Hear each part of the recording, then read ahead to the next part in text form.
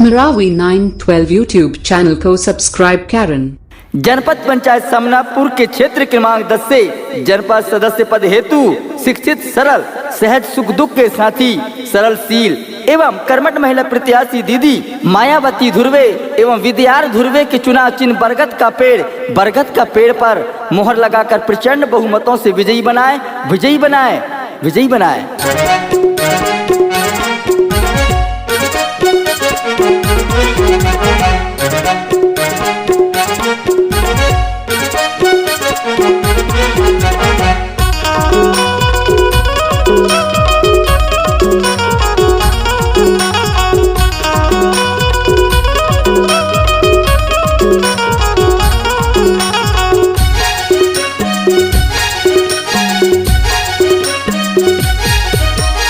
बरगद के पेड़ माँ मोहर लागैहा, एगो दीदी मायावती धुर्वेला जितैहा।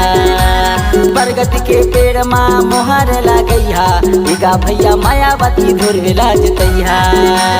बरगद के पेड़ माँ मोहर लागैहा, एगो दीदी मायावती धुर्वेला जितैहा। बरगद के पेड़ माँ मोहर लागैहा, एगा भैया मायावती धुर्वेला जितैहा। सुनो गा संगी सुनो दीदी दाई, सुनो गा संगी सुनो दीदी दाई। बरगद का पेड़ हवे योगी से निशानी लगाए देना। बरगद के पेड़ माँ मोहर लगाना, एगा भैया मायावती धुर्वेला जिताना। बरगद का पेड़ माँ मोहर लगाना, एगा दीदी मायावती धुर्वेला जिताना।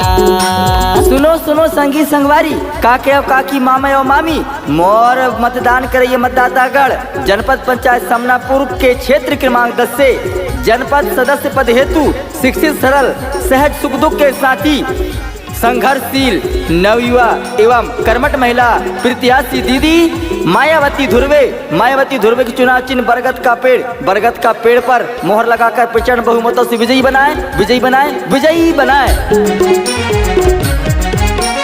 जनपद पंचायत क्षेत्र 10 के राहैया, जनपद पंचायत क्रमांक 10 के राहैया। सबो संगी सुन लो मायावती ला जितैया। बरगद का पेड़ माँ, बरगद के पेड़ माँ मोहर लगाना, एगा भैया मायावती धुर्वेला जिताना। बरगद का पेड़ माँ मोहर लगाना, एगा दीदी मायावती धुर्वेला जिताना।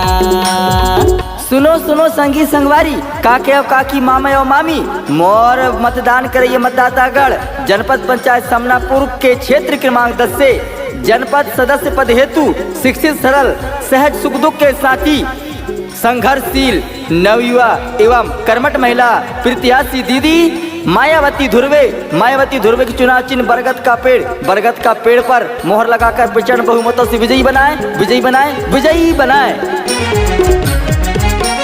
जन जन के दुख सुनैया सबकी हितकारी, जन जन के दुख सुनैया सबकी हितकारी। सेवा माँ खड़े हवे सबकी आज्ञाकारी। बरगद का पेड़ माँ, बरगद के पेड़ माँ मोहर लगाना, एगा भैया मायावती धुर्वेला जिताना।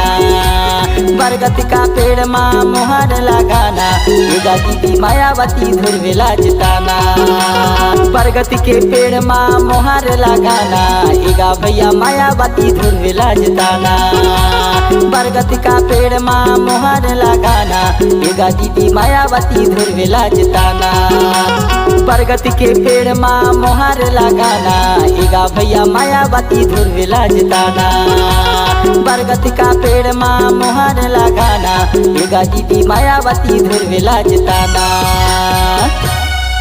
जनपद पंचायत समनापुर के क्षेत्र क्रमांक 10 से जनपद सदस्य पद हेतु शिक्षित, सरल, सहज सुख दुख के साथी, सरलशील एवं कर्मठ महिला प्रत्याशी दीदी मायावती धुर्वे एवं विद्यार्थ धुर्वे के चुनाव चिन्ह बरगद का पेड़ पर मोहर लगाकर प्रचंड बहुमतों से विजयी बनाए।